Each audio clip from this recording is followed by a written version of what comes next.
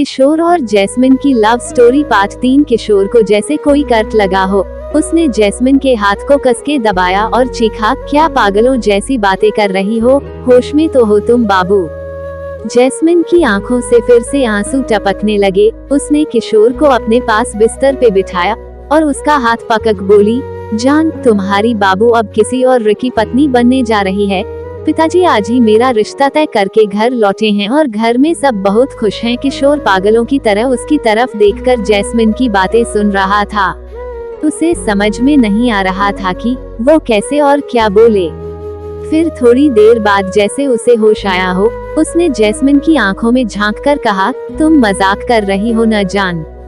हालांकि किशोर की आवाज का कंपन खुद किशोर को बता रहा था कि वो जानता था कि सब खत्म हो चुका है और जैस्मिन मजाक नहीं कर रही है।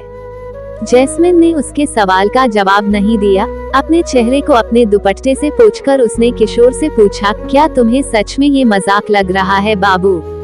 किशोर को अचानक से ऐसा लगा जैसे पूरा कमरा उसकी आंखों के सामने घूमने लगा हो और सामने बैठी जैस्मिन भी उसे गोल शक्ल में घूमती हुई नजर आ रही थी।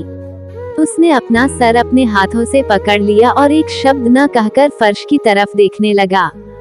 सब कुछ धुंधला सा दिख रहा था उसे, क्योंकि अब उसकी आंखों में आंसुओं की वो गंगा थी जो अभी अभी उसे उसकी बचपन की मोहब्बत जैस्मिन ने तोहफे में दी थी। जैस्मिन बिस्तर से उठी और दरवाजे की तरफ बढ़ी। किशोर अभी भी वैसे ही बैठा हुआ था। किशोर, जैस्मिन ने जब उसे उसका नाम लेकर पुकारा तो उसने हैरान होकर जैस्मिन की तरफ देखा। आज तक जो जैस्मिन उसे बाबू, जान, जानू, सोना के अलावे उसे और कुछ नहीं कहती थी, आज शादी की बात तय होते ही उसे उसके नाम से बुला रही थी। अचानक जैसे किशोर को होश आया हो, उसके चेहरे पे आंसुओं को साफ देखा जा सकता था।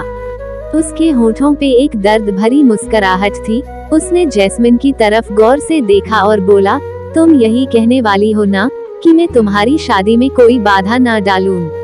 इस लव स्टोरी का पार्ट 3 के लिए चैनल को सब्सक्राइब कीजिए और कमेंट में बताएं।